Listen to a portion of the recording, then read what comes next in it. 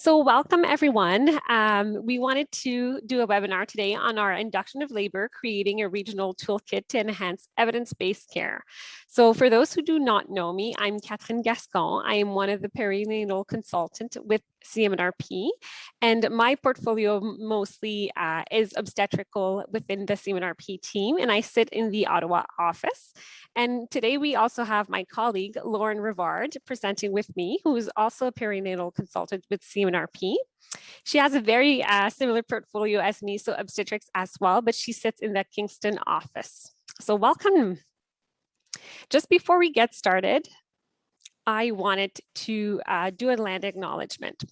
So we would like to begin by acknowledging that the land on which we gather, so I'm in Ottawa, as I said, and Lauren is in Kingston, is the traditional territory of the Anishinaabe and Haudenosaunee peoples. The people have lived on this territory for millennial, and we honor them in their land. Their culture and presence have nurtured and continue to nurture this land. We honor all First Nation, Inuit, and Métis people, their valuable past and present contribution to this land. We also wanted to do a gender statement, so we may use gender language. This is meant to be inclusive of all individuals, including those who do not identify as woman or female. We recognize and respect the right of all people for whom this information contained in this presentation may apply, including but not limited to transgender, non-binary, and intersex people. We also would like to encourage healthcare providers to engage in a respectful conversation with patients and colleagues about their gender identity and preferred gender pronouns to apply in a knowledge in a way that is sensitive to each person's needs. Just a few statements before we begin. So this, as you probably heard, this webinar is being recorded right now, and it will be uploaded to our CMNRP Lens YouTube channel as well. So within our CMNRP website, you will also be able to have access to the recording if you weren't able to join today, or to share with your colleagues as well. So we ask all attendees to mute their microphone just to ensure that there is clear sound for the presentation. The presentation will take about 30 minutes, and we invite you to ask all questions through the Q&A box. So as you see now on the slide, you have a Q&A box. We have disabled the chat box just to ensure that all your comments and questions really go to the question and answer. It makes it a little bit easier for us to answer them at the end. So we will review questions at the end of the presentation, but please feel free to put your questions throughout all of the sessions. So throughout the presentation, if something gets your mind going, you can already put the question in there. We will just address it at the end. And at the end, you will also have the option to raise your hand at that time just to ask your question if you prefer to ask it virtually or live, if I can say. So you have our Twitter account there as well, and we also have our Facebook. So if you would like to follow for more information, you can use those social media as well. Okay, so we only wanted to review the objectives with you today. So we will discuss a regional and evidence-informed approach to changing practice and related to induction of labor, as I mentioned. And really the goal of our webinar today is to describe the process that we went through in order to develop this regional toolkit. Afterwards, we also examine the toolkit contents and innovative knowledge translation strategies to determine their usefulness in your clinical organization. So really the goal is to present the content, review them a little bit with you guys, and talk about how do we plan to do the knowledge mobilization and translation within our partners and to support them in getting those tools out to them. So a quick introduction, we do have some external people, not only our regional partners are attending today. So if you are not too familiar with us, we are the Champlain Maternal Newborn Regional Program. I always say that it's a long name, so we always refer to it as CMNRP. And as I alluded to, we are a regional program that supports the coordination of perinatal health services in the Champlain and Southeast region of Ontario. So our program contains 13 hospitals which provide obstetrical and neonatal services. We also have public health units, community health centers, midwifery, and family medicine practices group. Within our geographical catch, there is about 18,000 births annually across all 3 levels of care in Ontario. And as I alluded to, we are 4 perinatal consultants within our team. So there's Lauren and I. We also have Christina Quentin and Carrie Ann Berga within our team. And we have our director and administrative as well. Okay, so before we get started, we wanted to go back to the question, why did we choose induction of labor? So at this time, I would like for you to take your phone and scan this QR code. So if you're not too familiar with scanning a QR code, you only have to take your cell phone, and it's almost like you wanted to take a picture of this QR code. So you get your camera off on your phone, and by scanning this QR code, you will see a link appear at the top end of your cell phone. And we just wanted to introduce you to a Mentimeter activity we wanted to do with you. So before we proceed, I will give participants a few moments just to be able to scan this QR code. And once everyone are able to join, I will stop sharing my screen for 2 seconds and just go to the Mentimeter activity we wanted to do with you.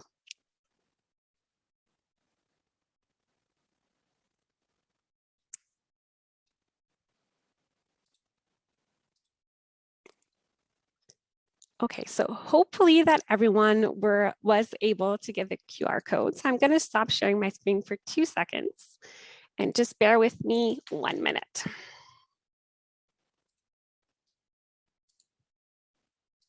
We are almost there. Excellent. So hopefully, for those who were able to scan the QR code, this is what appears on your cell phone right now.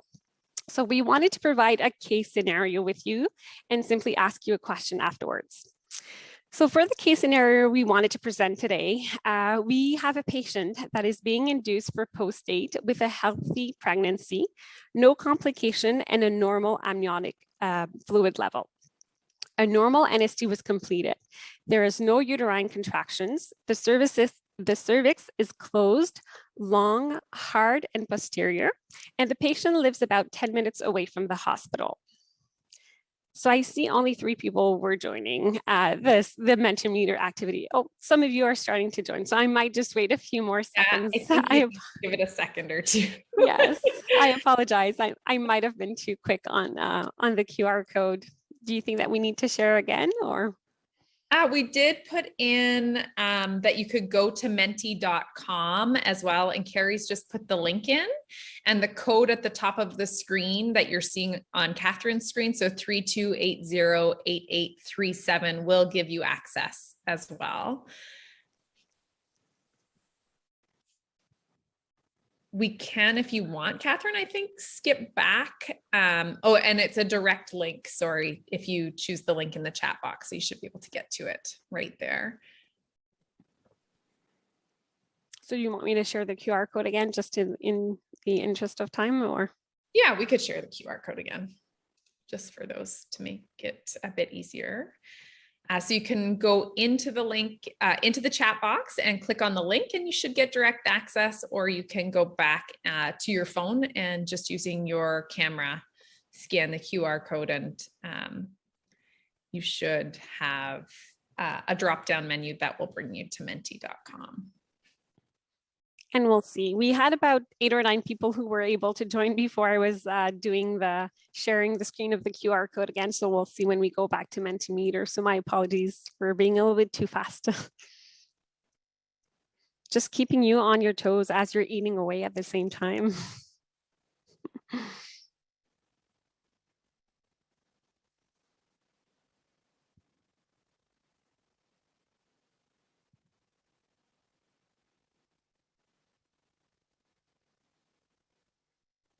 Excellent. So I think I will stop sharing once more. My apologies for this. And we will go back to our Mentimeter. And I see that we have a little bit more people joining, so we'll just go ahead. Okay, so within a case scenario, I'm just going to repeat it a little bit. So we had a patient that was being induced for post-date, healthy, no complication, and a normal amniotic fluid level. A normal NST was completed, and there was no uterine contractions. The cervix was closed, long, hard, and posterior, and the patient lives 10 minutes away from the hospital. So the question we wanted to ask you, if we can go to the next slide here, was simply, in your organization, what would be the preferred way to start this low-risk induction of labor? And we'll just give you a few more minutes to answer the question. So if someone is joining by phone, I'll just read out the options. There is a Cervidil as an inpatient, Cervidil as an outpatient, gel as an inpatient, gel as an outpatient, Foley as an inpatient, Foley as an outpatient, or misoprostol as an inpatient. So as some of you are putting in your answers, we can see the live responses we're getting. So we have about 20 people who are answering. So about 3 for Cervidil as an inpatient, 8 as an outpatient. I'm not going to read all the responses because you can see them on the screen, but this just goes to show you that there's definitely variation of practices across the region as well. So some of you are doing Cervidil as an outpatient, and the most frequent one was also the Foley as an outpatient, as an inpatient, sorry. So I'll stop sharing for 2 seconds again, and I will just go back to our slide presentation for you guys.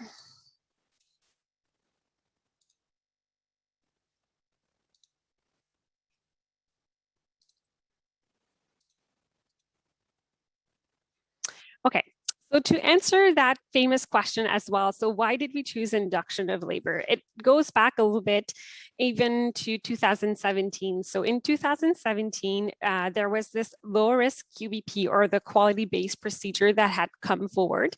And within that low-risk QBP, there was a mention of induction of labor within that. At that time, CMNRP was meeting with their partners to talk about strat planning, and I had identified induction of labor as one of their priority that they wanted to work on.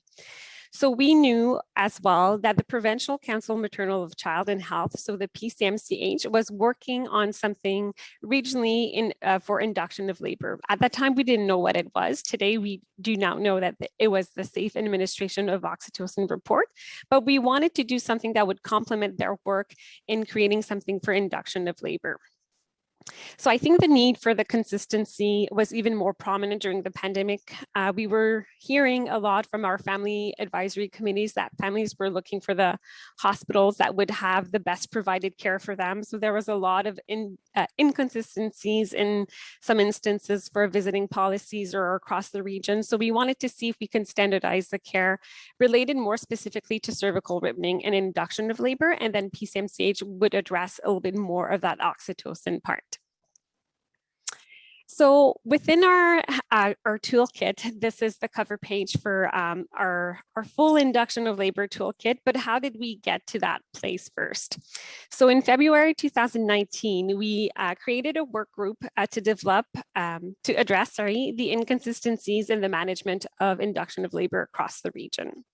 So that work group consisted of interprofessionals. We had nurses, midwives, obstetricians, family physicians, and hospital leadership as well within, such as managers within our group. And the intention of the toolkit was to standardize evidence-based care provided to women across the region as it pertained to cervical ribbing and induction of labor, as I said. So this, almost every patient would get an ultrasound that looks like the image on the left, but our ultrasound of our environment was really to dig into the literature. So there was about 3 international guidelines that we based or revised mostly within induction of labor. We asked our partner organization and external partners as well within our networking and communications to share their policies and procedures. So about 8 or 9 organizations share their policies and procedure.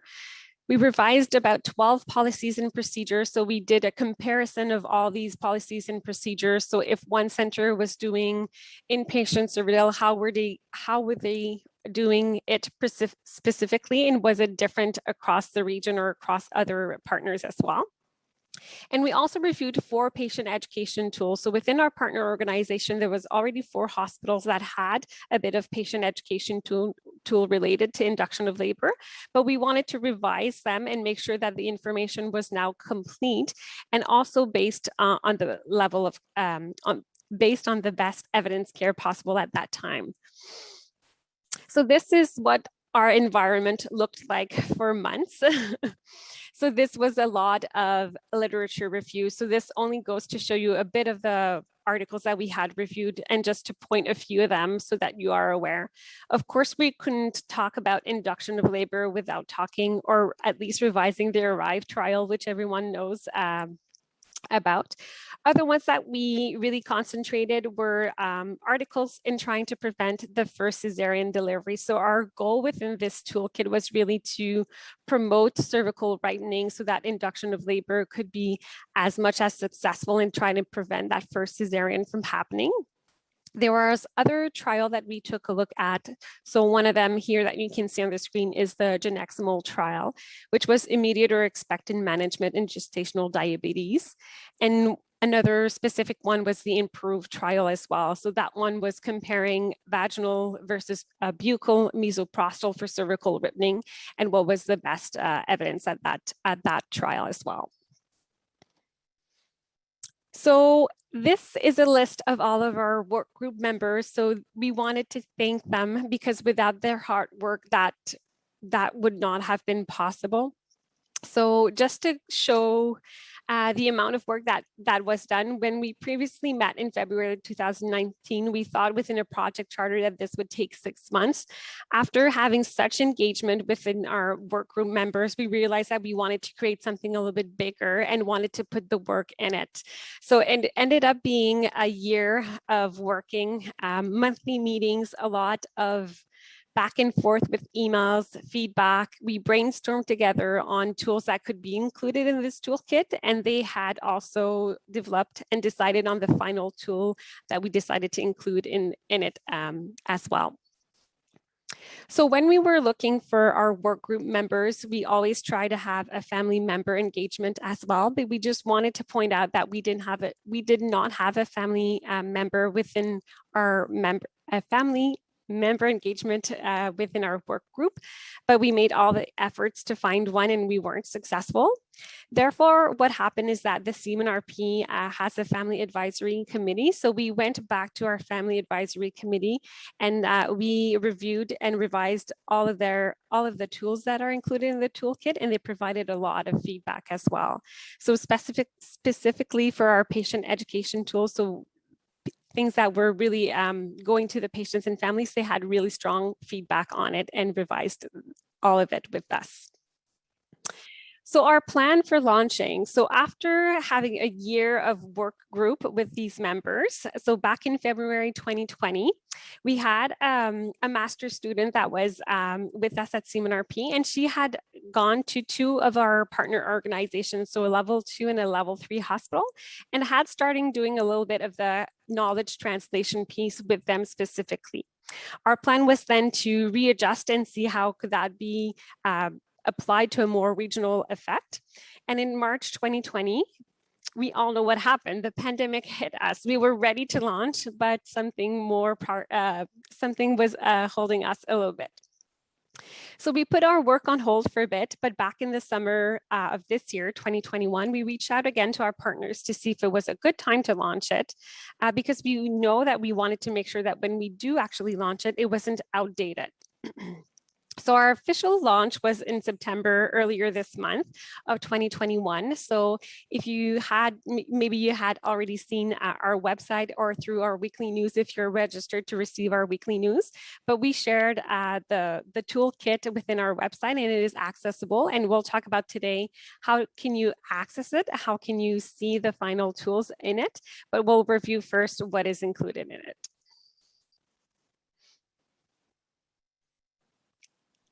Excellent. Thank you so much, Catherine. And I just want to quickly shout out to the work group members who are on the webinar. As we get into the question and answer session, we may add you guys to the panel so that you can help with the answering of questions. And I apologize for just throwing that on you, but you won't have to if you don't want to, obviously. So the toolkit, the final toolkit, this is the list of the contents that are included in it.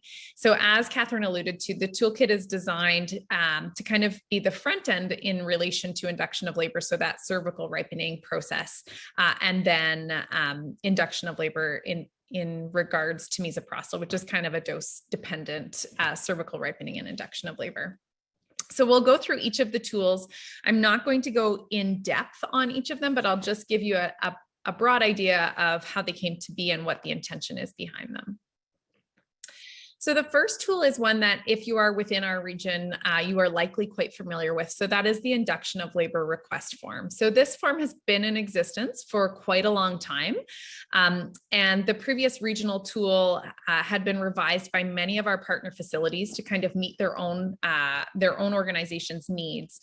So this tool is meant to be used in the antenatal period. So as a primary healthcare provider in obstetrics, you would complete this tool when you are planning an induction. So that may be, in clinic when somebody comes in and has a new indication for induction, or it may be that the patient has an ongoing indication and you're booking it well in advance.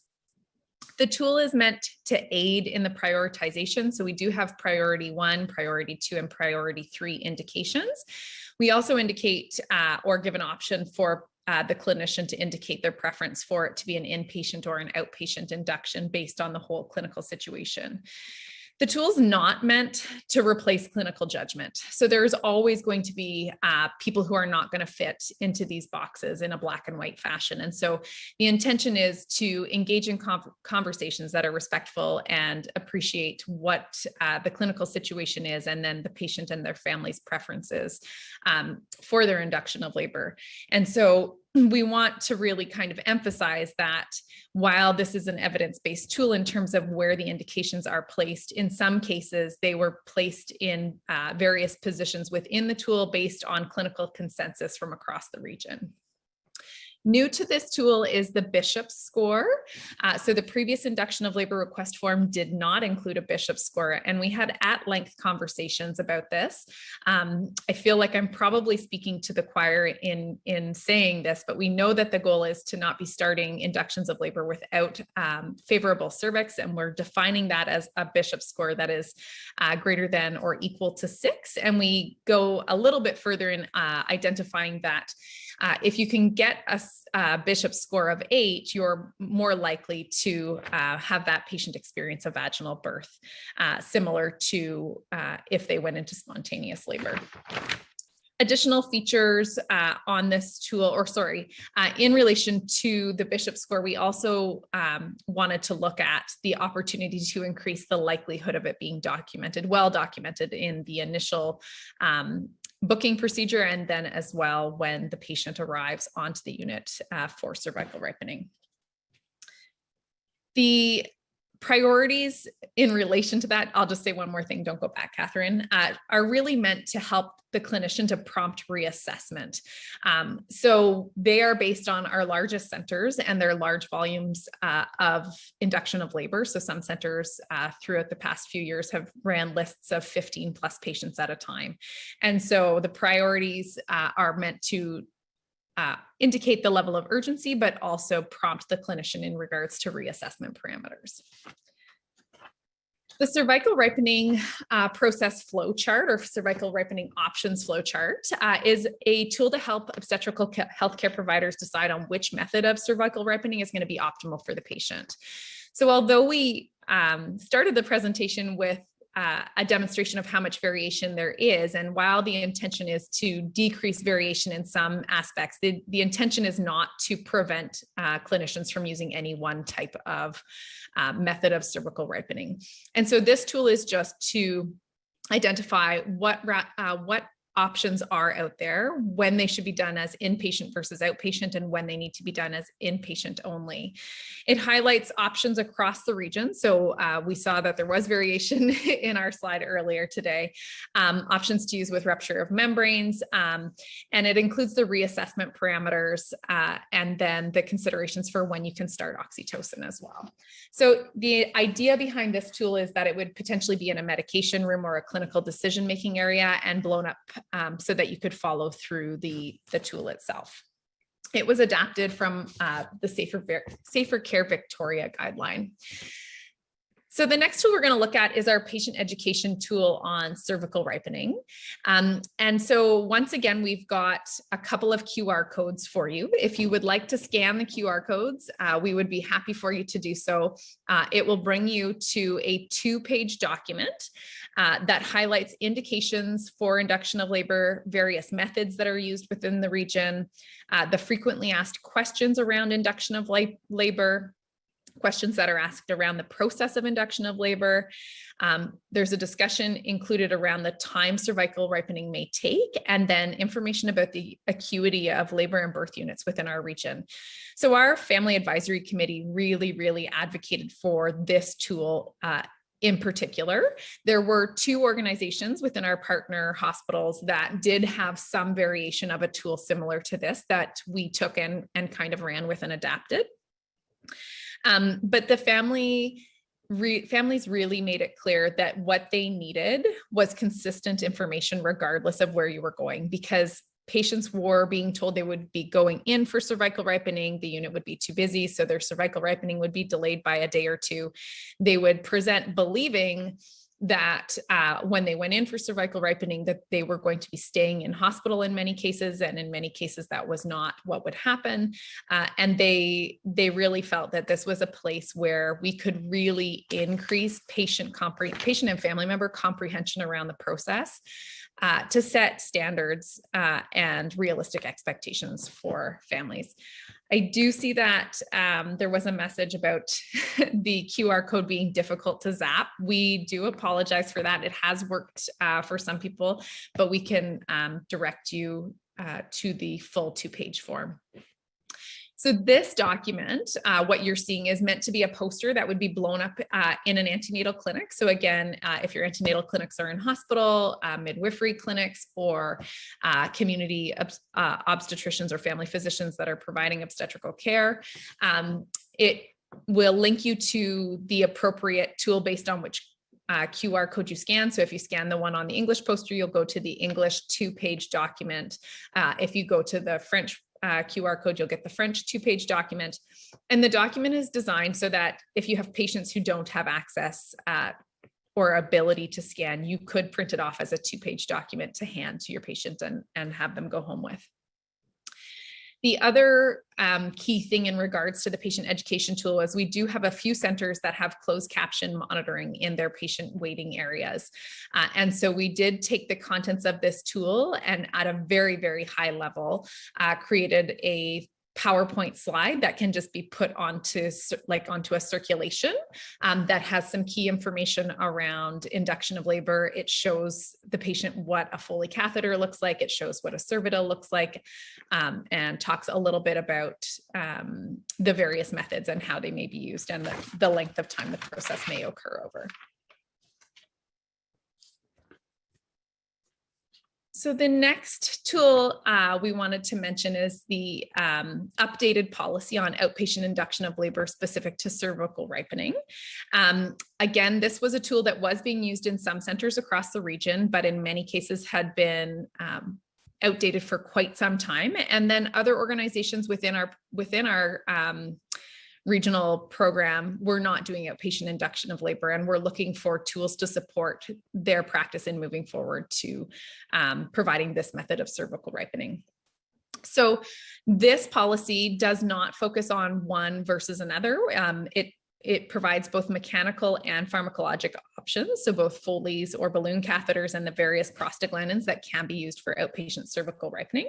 It includes considerations prior to starting. Obviously, there's an alert if you can see that, and then inclusion and exclusion criteria, and can be adapted again to the context of your own clinical organization. To go hand in hand with that that policy is the patient information sheet for cervical ripening.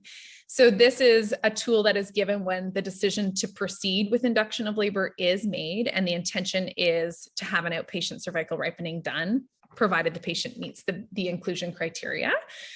So this tool provides information on what a patient can expect and explains the process. So it looks at the various methods of cervical ripening, the possibility to have repeat doses or a combination of different methods to ripen a cervix, It gives the organization the opportunity to put their unit name and telephone number on the top, and then to fill in the date and time that someone should present for their cervical ripening to the clinic or should call. And that will be very specific to the organization and the volume of patients that they have. In addition, this tool has indications for when the patient should return to the unit, and then caution instructions at home. And it also has, it is also available both in French and English. So this tool is meant to be a tearaway, so a 2-page print off tearaway that goes home with the patient when a decision to proceed with induction of labor is made, or in some cases, some organizations use it when cervical ripening has begun. The next tool that goes in this package is the telephone assessment for healthcare providers. And again, this goes with the outpatient cervical ripening. And this tool is designed to provide the nursing staff or the clinical staff who are doing the follow-up to assess the patient over the phone throughout the process of cervical ripening. So the tool has separate questions based on whether it's a mechanical induction versus a pharmacologic induction. So it is in fact multiple pages that can be seen. You're only seeing the page for the Foley. And the questions prompt the clinician to make a decision on whether or not the patient should be told to return to the hospital versus whether they can remain at home and await a phone call to come in. So it is designed to have the healthcare providers or the patient call in at specified times following the insertion or administration of medication. And there is kind of a, I'm going to use the wrong word, so I need to be careful. I'm losing my words. There, in the event that a patient is going through induction of labor later in the evening, if the patient is comfortable enough, then the patient would call in prior to going to sleep and would just let the clinical team know that they are, they would go through the questions, assuming that they are safe to stay home. Then they would go to sleep and call back when they are awake instead of making them wake up to have a telephone assessment completed. The next tool is another updated policy. Again, some of our centers within the region were using misoprostol and others were not. There was a larger volume that were not using misoprostol for inpatient cervical ripening and induction. And so this policy was something that we heard from around the region would be very, very useful. And at the time of the development of the toolkit, we were just going through an oxytocin shortage as well. So the region felt that in the context of an oxytocin shortage and in the context of those patients who present are eligible candidates for receiving misoprostol and presented with ruptured membranes and an unfavorable cervix with no or minimal uterine activity, that using misoprostol would be a great thing to be able to do, to have policies to support. So this policy, much like the other one, includes your indications, exclusion criteria, the equipment needed, and then the administration procedure and monitoring for the fetus and the patient as well. We also developed, and this is kind of to wrap up the tools within the toolkit, an induction of labor audit tool. So this tool is designed to help clinicians audit practice across their region. It can be used in its entirety, or it can be used to target one area of clinical practice. So the areas that are, it is color coded, and the areas that are included include antenatal care and decision-making. So looking at where the conversations happened, were they appropriately documented, were the dates appropriately recorded, et cetera, et cetera. Indications for induction of labor methods, and then outcomes. So this is a quite lengthy tool. It is designed to support that audit and feedback when you're looking at implementing new practices within a region. It was adapted again from Safer Care Victoria to really fit the context of clinical obstetrics in Ontario.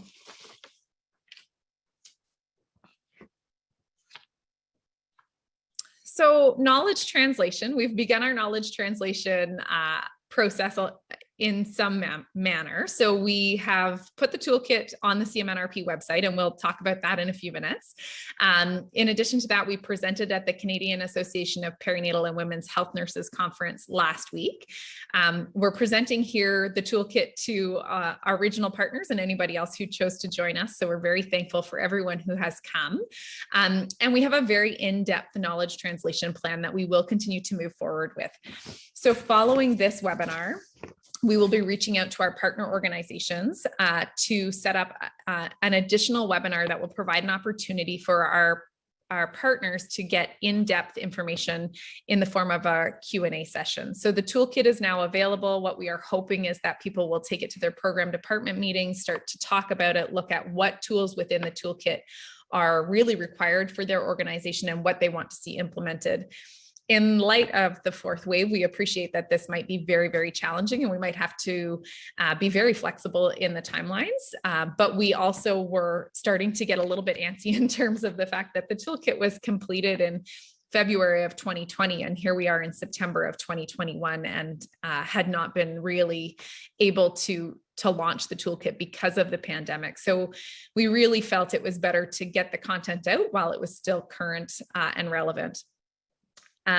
So we will be reaching out to our partner organizations as well as the communities of practice across the region to present them with the content and give them an opportunity to ask specific questions. We will also be reaching out to managers and clinical educators to discuss how CMNRP can help with knowledge translation and implementation within their organizations. And we are hoping to ask one of our partner organizations who have moved forward with implementing the toolkit for a variety of reasons, if they would be interested on presenting kind of their wins in terms of the knowledge translation and implementation that they have done within their organization. We plan to do both 9 and 18-month follow-ups in terms of evaluations and check-ins with organizations to see what the challenges are and how we can support them in moving forward despite challenges. And again, appreciate that we may find ourselves in a situation where 18 months turns to 24, which maybe unfortunately will turn to 36. We hope not, obviously. In terms of evaluation of the toolkit, this is going to be a very, very tricky thing. We spent many of our meetings having in-depth conversation about the metrics associated with induction of labor and whether or not we could look at that data to support evaluation of this toolkit. And unfortunately, our realization was that the data that was available was not going to be able to support anything other than assumptions that we would make.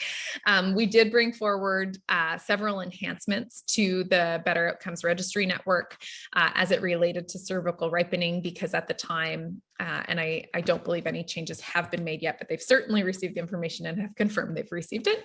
At the time, we couldn't differentiate, between whether a pharmacologic method of cervical ripening was used first versus mechanical, and we couldn't necessarily differentiate how many times pharmacologic cervical ripening had been administered, because there was only just a checkbox for cervical ripening and then mechanical or pharmacologic. So we do hope that we will be able to look at that. One of the things we are also hoping is that we'll be able to see an appreciative increase in the number of clinicians who are documenting the Bishop's score prior to the cervical ripening.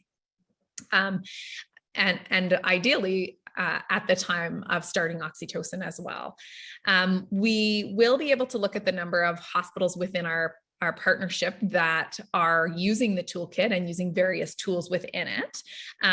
We may be able to look at how many organizations implement outpatient cervical ripening if they are not currently doing that. And we have big hopes to look at other things, but whether or not they are clinically feasible is a whole other ballgame.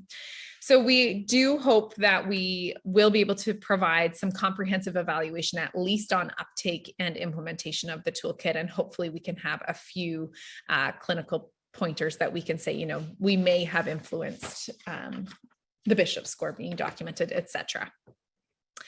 So then the big question is, how do you get your own copy? So if you have, if you're on the webinar, you are likely on a CMNRP weekly news list. And if you are not, we welcome you to head on over to CMNRP.ca and you can subscribe to the weekly news. You can go to the Induction of Labour Toolkit, which is available on the website. So the resources, when you go to CMNRP, there is a tab on the left that says resources. I don't know if you guys can see my mouse. If you click on resources, there's the Induction of Labour Toolkit, and you'll find an introduction package, the complete comprehensive toolkit. There's also links to each of the documents as individual PDFs that are there, as well as the full report. If you have any specific questions, now is the time we can answer them, but we would also like to give you our contact information so that you can reach out. You can also send information to CMNRP info@cmnrp.ca. And that is really the content we wanted to present to you guys. So we would be happy to take questions at this point. And as I mentioned, we may pull some of our members off to bring them in. So Chantal has just asked in the chat box, can other provinces obtain permission to utilize this toolkit? So absolutely, it is available on our website, and we would welcome you to go and check it out, see if it is what your province needs, and we're happy to support development of more specific components of it in terms of sharing. If you need a Word document or something like that, we would be happy to share that. Excellent. So I will read out one of the questions that was put into the chat box as well. And I think someone had their hand up as well. So I'm just going to go into the chat box or question and answer box first, and then we'll see. So Woodland was asking, in the misoprostol policy, it stated that this is as inpatient induction only, but in the policy, there are 2 mentions for patients to return if. And then specifically, she says that page 5, post-administration. So this is a very specific question. Yeah, so we'll have to look into that, I think. And it's probably a typo and should maybe refer to being returned to an antenatal unit if they're on a postpartum unit. So we'll have to look into that, but thank you for bringing it forward. Okay, the second question into the question and answer box was, will there be future intentions of multiple languages beyond English and French? So at this point in time, we are limited to English and French, but I believe that if we were to hear from across the region that there was a need for additional languages, we could certainly be looking at that, absolutely. Excellent. And I will ask you, Lauren, I'm not sure. I had seen a raise hand from one of the participants, but I don't see it right now. Can you see something that I'm not? That was me, the hand. So that's clinical managers. And I don't know. So I think the question that it's Michaela. Hi, Michaela. Thank you. So Michaela is wondering if misoprostol has been approved by Health Canada to be used as an induction agent. I would have to look specifically, but it is approved within the SOGC guidelines as an induction agent. I would have to actually check with Health Canada though. And then Diane has asked whether the tool with the QR codes can be modified. So for example, Pembroke is not using gels. And absolutely, so we can, I'm saying absolutely. So we can speak with you individually because we can give you the content, but the PDFs we had professionally done. So I don't know that we can easily take those out, but you could you could just be ensuring that clinically your staff are saying when they are sharing that information that gels are not being used.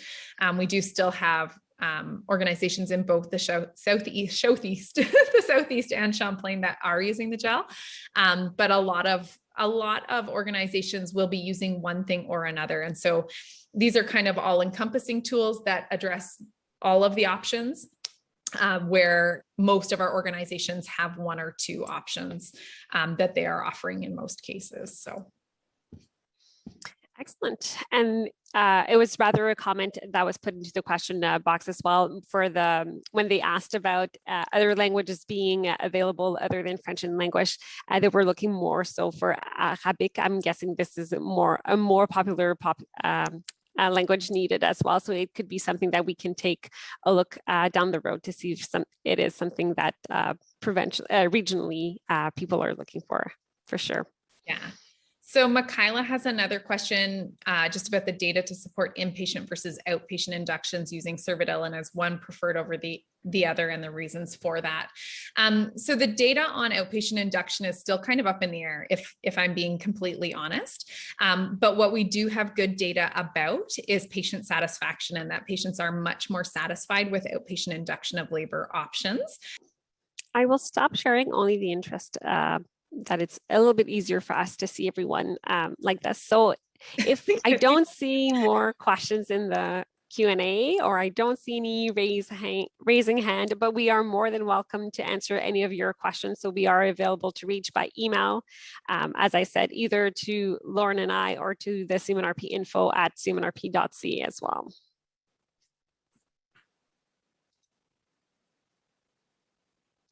Excellent. So I thank everyone for attending today. Oh, there is just one more popping in. Okay, so go ahead, Lauren. Go ahead. Michaela's just put in that Dr. Perron's been doing outpatient induction for 20 plus years for both intact and pre-labor rupture of membranes and has had no issues with outpatients. Absolutely. Yeah. So, I mean, certainly we heard that more centers want to do outpatient induction of labor, and we absolutely want to support that. And that is the intention behind the tools that have been developed. So I think they will just support your practice further, not inhibit in any way. Thank you so much, Michaela. Thank you, Diane. So again, just as a reminder for those of you that are working within our partner organizations, we will be reaching out to managers and educators, and ultimately we will leave it to that group to decide who all can be invited to the next in the series of webinars as it relates to this, which will provide an opportunity to really dig deep into the content and look at some of the questions that people have about decisions in regards to how decisions were made in regards to the toolkit and whether or not your organization can support various components of it or not, and how we can support you in making those decisions and then in implementing practice as you move forward. So thank you so much. And please don't hesitate to reach out to us or to the CMNRP info at cmnrp.ca and it will get forwarded to us. And we are happy to connect and answer any questions that we can. Looking forward to connecting with you in the future as well. Thanks, everyone.